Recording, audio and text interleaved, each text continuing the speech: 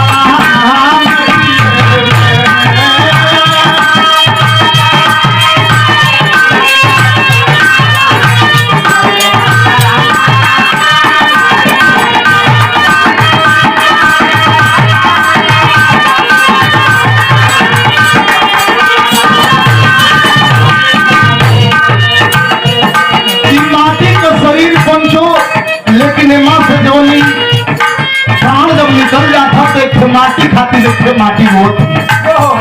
दूसरे भाव पर बहुत अनमोल बात कवि की कलम लिखती है। क्या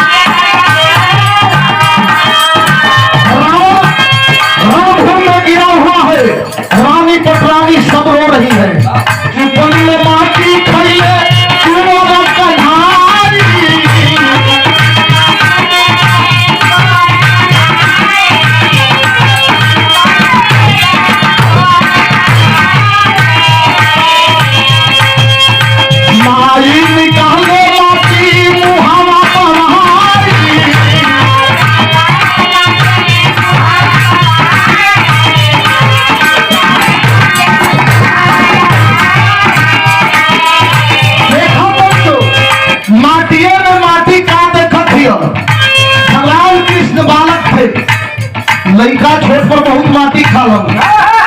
भगवान माटी खा गए। माता के जब मालूम पड़ल कि माटी खाइए हम कान पकड़ ले कल की माटी खाइए बाबा मुड़ी लाओ थोड़ा नहीं मुंह बाबा। और जब मुंह बोलो भगवान बाल होती कृष्ण भगवान जब मुंह बोलो तो वही माटी में माटी का देखते हैं।